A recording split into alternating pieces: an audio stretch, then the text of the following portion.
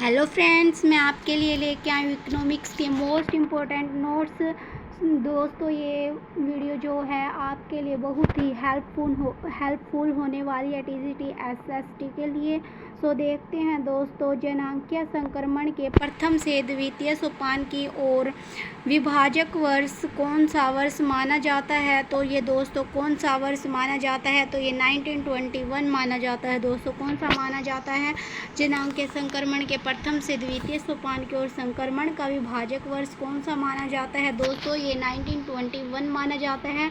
भारत में आधारिक संरचना विकास की नीतियों से अंग्रेज अपने कौन से उद्देश्य पूरा करना चाहते हैं दोस्तों, तो ये औपनिवेशिक हितों का संरक्षण एवं संवर्धन हो जाएगा। दोस्तों क्या हो जाएगा, औपनिवेशिक हितों का संरक्षण एवं संवर्धन हो जाएगा। अगर मैं बात करूं उत्पादन वृद्धि, प्राविधिक तथा संस्थागत 5 परिवर्तन किसके द्योतक है, तो ये आर्थिक विकास के द्योतक है। दोस्तों किसके द्योतक है, ये आर्थिक विकास के द्योतक है। अगर मैं आर्थिक विकास समृद्धि के मापक की बात करूँ तो जीडीपी, जीएनपी एवं प्रति व्यक्ति आय हो जाएगी। दोस्तों कौन सी हो जाएंगे, जीडीपी, जीएनपी एवं प्रति व्यक्ति आय हो जाएगी। दोस्तों किसी देश की आर्थिक समृद्धि का सबसे उपयुक्त मानदंड है, तो क्या हो जाएगा दोस्तों, प्रति व्यक्ति वास्तविक आय हो जाएगी। दोस्तों किसी देश की भी आर्थिक समृद्धि का सबसे उपयुक्त मानदंड क्या हो जाएगा, प्रति व्यक्ति वास्तविक आय हो जाएगा। दोस्तों आर्थिक समृद्धि तथा विकास किस प्रकार की अवधारणा है, तो ये वस्तुनिष्ठ एवं व्यक्तिनिष्ठ है। दोस्तों क्या हो जाएगा, वस्तुनिष्ठ एवं व्यक्तिनिष्ठ हो जाएगा। दोस्तों आर्थिक विकास का मापन किससे किया जाता है, आर्थिक विकास का अगर मापन पूछा जाए किससे किया जाता है, दोस्तों क्या हो जाएगा, जीवन की गुणवत्ता को प्रभावित करने वाले अनेक चरों से बने सूचकांक द्वारा। किससे किया जाता है दोस्तों, आर्थिक विकास का मापन जीवन की गुणवत्ता को प्रभावित करने वाले अनेक चरों से बने सूचकांक द्वारा। ठीक है दोस्तों, अगर मैं सामाजिक आर्थिक विकास के मापन का मानक सूचकांक राष्ट्रीय समृद्धि सूचकांक को माना जाता है, तो इसके 3 घटक पूछा गया है। दोस्तों कौन कौन से हो जाएंगे 3 घटक, जीडीपी की वृद्धि दर हो जाएगी, सबसे पहले क्या हो जाएगा, जीडीपी की वृद्धि दर हो जाएगी। दोस्तों जीवन की गुणवत्ता में सुधार हो जाएगा और अपने सांस्कृतिक विरासत पर आधारित मूल्य प्रणाली का जीवन के प्रत्येक क्षेत्र में प्रयोग करना। ठीक है दोस्तों, अगर उल्लेखनीय है कि जीवन की गुणवत्ता में सुधार, शुद्ध पेयजल, पोषण, आवासीय व्यवस्था, उचित सफाई, उत्तम स्वास्थ्य सुविधा, अच्छी शिक्षा तथा रोजगार आदि संभाव्यताओं का फलन है, जबकि संस्कृति विरासत, सामाजिक समन्वय, सहिष्णुता, सार्वभौमिकता, सामाजिक विषमता का अभाव, सहभागिता, समरसता तथा संयुक्त परिवार प्रणाली को प्रोत्साहित करने पर निर्भर करती है। क्या कुछ समय पूर्व दक्षेश सम्मेलन ने पूर्व राष्ट्रपति जो है एपीजे अब्दुल कलाम थे, जो उन्होंने सूचकांक को आधार दक्षेश, क्या दोस्तों आधार दक्षेश सूचकांक विकसित करने का क्या किया था, आह्वान किया था। ठीक है दोस्तों, अगर मैं भारतीय मूल के नोबेल पुरस्कार विजेता अर्थशास्त्री प्रोफेसर अमर्त्य सेन आर्थिक विकास को किस रूप से परिभाषित करते हैं, तो ये हो जाएगा दोस्तों, किस रूप से परिभाषित करते हैं, ये अधिकारिता तथा क्षमता के विस्तार के रूप में। क्या हो जाएगा दोस्तों, अधिकारिता तथा क्षमता के विस्तार के रूप में हो जाएगा। प्रोफेसर सेन के दृष्टि से अधिकारिता तथा क्षमता का क्या तात्पर्य है दोस्तों, जीवन, पोषण, आत्मसम्मान एवं स्वतंत्रता जो है, ये प्रोफेसर सेन की दृष्टि में अधिकारिता तथा क्षमता का तात्पर्य है। दोस्तों क्या है, जीवन, पोषण, आत्मसम्मान तथा स्वतंत्रता। अगर नेक्स्ट क्वेश्चन की मैं बात करूँ तो दोस्तों जीवन की भौतिक गुणवत्ता का सूचकांक अधिकतम तथा न्यूनतम मूल्य कितना होता है दोस्तों, तो ये क्या हो जाएगा, 100 से 1 से 100 लगा लो या 100 से 1 लगा लो दोस्तों, ये हो जाएगा। ठीक है, जीवन की भौतिक गुणवत्ता सूचकांक का अधिकतम तथा न्यूनतम मूल्य, अधिकतम तो क्या हो जाएगा 100 हो जाएगा और न्यूनतम क्या हो जाएगा 1 हो जाएगा। दोस्तों अगर नेक्स्ट क्वेश्चन की अगर मैं बात करूँ तो दोस्तों देखते हैं नेक्स्ट हमारा क्वेश्चन जो है, भारत में नियोजन की आवश्यकता के संदर्भ में एक पुस्तक प्लान्ड इकोनॉमी फॉर इंडिया सन 1934 में प्रकाशित हुई थी। इस पुस्तक के लेखक सर एम विश्वेश्वरैया थे। क्या थे दोस्तों, सर एम विश्वेश्वरैया थे। भारत में नियोजन की आवश्यकता के संदर्भ में एक पुस्तक लिखी गई थी दोस्तों, को क्या नाम था पुस्तक का नाम, planned economy for economy plant economy for India हो जाएगा दोस्तों। ये बुक का नाम है plant economy for India, Hindi में भारत के लिए नियोजित अर्थव्यवस्था। ठीक है दोस्तों, ये 1934 में प्रकाशित हुई थी। और किसने प्रकाशित की थी दोस्तों, ये लेखक कौन था इसका बुक का, तो ये हो जाएगा सर एम विश्वेश्वरैया थे। ठीक है, ये टीजीटी में बहुत बार क्वेश्चन बनता है दोस्तों, ये अच्छे से कर लेना, ये इम्पोर्टेंट हो जाएगा दोस्तों। ठीक है, ये क्या हो जाएगा, इम्पोर्टेंट हो जाएगा दोस्तों। अगर मैं नेक्स्ट क्वेश्चन की अगर मैं बात करूं तो दोस्तों, भारत में नियोजन की आवश्यकता व संभावना पर विचार करने के लिए भारतीय राष्ट्रीय कांग्रेस के हरिपुरा अधिवेशन 1938 में, हरिपुरा जो अधिवेशन का कभी ये भी पूछ लेता है एग्जामिनर, क्या पूछ लेता, भारतीय राष्ट्रीय कांग्रेस के हरिपुरा अधिवेशन कब हुआ था दोस्तों, ये 1938 में हुआ था। सर्वप्रथम एक राष्ट्रीय नियोजन समिति का गठन किया था और इसके जो अध्यक्ष थे ये कौन हो जाएगा दोस्तों, पंडित जवाहरलाल नेहरू हो जाएंगे। एक बार और देख लेते हैं दोस्तों ये क्वेश्चन, भारत में नियोजन की आवश्यकता व संभावना पर विचार करने के लिए भारतीय राष्ट्रीय कांग्रेस के हरिपुरा अधिवेशन 1938 में सर्वप्रथम एक राष्ट्रीय नियोजन समिति का गठन किया गया था दोस्तों। तो ये जो इस समिति के अध्यक्ष थे वो कौन थे दोस्तों, पंडित जवाहरलाल नेहरू।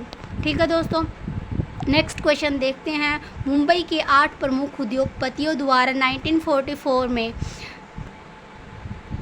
अर्धशीर दयाल की देखरेख में एक योजना प्रस्तुत की गई जो बॉम्बे प्लान कहलाती है। क्या कहलाती है दोस्तों, जो मुंबई के 8 प्रमुख उद्योगपतियों द्वारा 1944 में अर्धशीर दयाल की देखरेख में योजना प्रस्तुत की गई थी, उसको क्या बोला जाता है दोस्तों, उसको बॉम्बे प्लान बोला जाता है।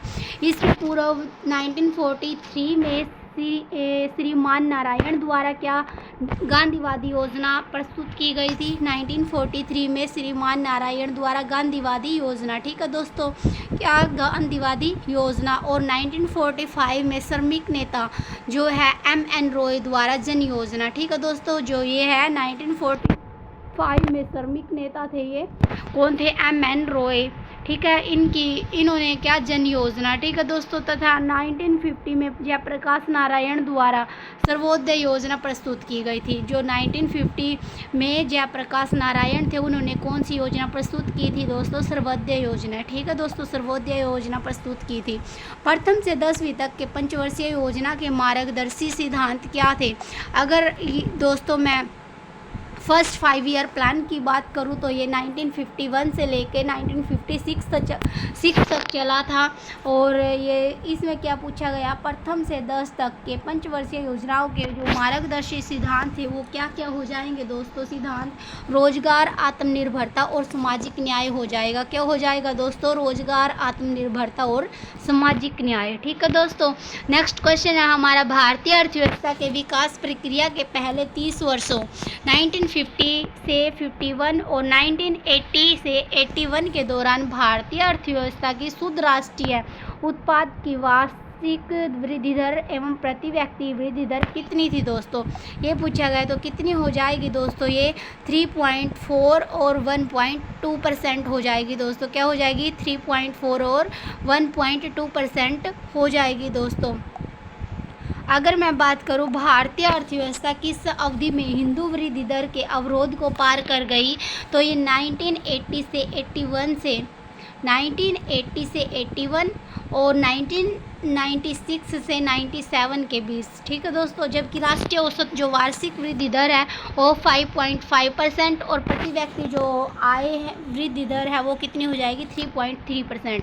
ठीक है दोस्तों, अगर मैं नीति आयोग के बारे में बात करूं दोस्तों, क्या हो जाएगा, नीति आयोग की फुल फॉर्म हो जाएगी national institute for transforming India. क्या हो जाएगी दोस्तों, national institute for transforming India. ठीक है, पंडित जवाहरलाल नेहरू के युग में शुरू की गई थी ये योजना आयोग। ठीक है दोस्तों, ये योजना आयोग है नीति आयोग, ये कब किया गया था, ये national institute for transforming India किसके द्वारा शुरू की गई थी दोस्तों, पंडित जवाहरलाल नेहरू के काल में शुरू की गई थी।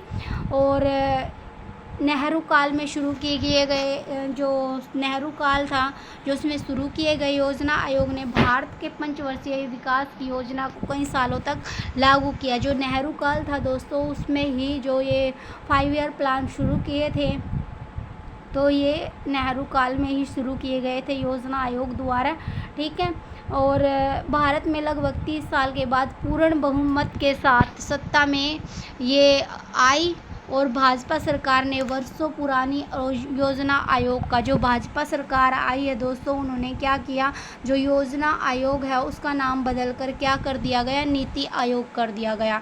ये क्वेश्चन पूछ लेते हैं दोस्तों, योजना आयोग की जगह जो आयोग बना है, जो आयोग बना है उसको क्या बोलते हैं, जो दोस्तों योजना आयोग का नाम बदलकर क्या कर दिया गया, नीति आयोग रख दिया गया, ठीक है दोस्तों। अगर इस आयोग की कार्यप्रणाली में भी एक बड़े स्तर पर बदलाव किया गया है। क्या किया गया दोस्तों, इस आयोग में, नीति आयोग में क्या किया गया, बदलाव किया गया है। इस नई संस्था को थिंक टैंक के रूप में वर्णित किया गया। दोस्तों ये क्वेश्चन पूछ लिया जाता है कि योजना आयोग की प्रणाली में एक बड़ा स्तर से बदलाव किया गया है, उस संस्था को क्या बोला जाता है दोस्तों, थिंक टैंक के रूप में वर्णित किया गया है दोस्तों उस संस्था को, ठीक है। इस आयोग का प्राथमिक जो कार्य है सामाजिक व आर्थिक मुद्दों पर सरकार को सलाह देने का है। अगर दोस्तों इस जो नीति आयोग है उसका जो प्राथमिक कार्य में बात करूँ तो क्या हो जाएगा, सामाजिक व आर्थिक मुद्दों पर सरकार को सलाह देने का हो जाएगा, ताकि सरकार ऐसी योजना का निर्माण करे जो लोगों के हित में हो। नीति आयोग किस प्रकार योजना आयोग से भिन्न है दोस्तों, तो ये हो जाएगी, नीति आयोग ने लोगों के विकास के लिए नीति बनाने के लिए विकेंद्रीकरण सहकारी शामिल किया है, ठीक है दोस्तों। सहकारी संघवाद को शामिल किया है और इसके आधार पर केंद्र के साथ राज्य, ठीक है दोस्तों। ये थी दोस्तों आज की हमारी वीडियो। सो थैंक यू दोस्तों, आई होप ये वीडियो आपको पसंद आई होगी, तो प्लीज़ वीडियो को लाइक कीजिए, शेयर कीजिए और कमेंट करना मत भूलिए। सो थैंक यू दोस्तों।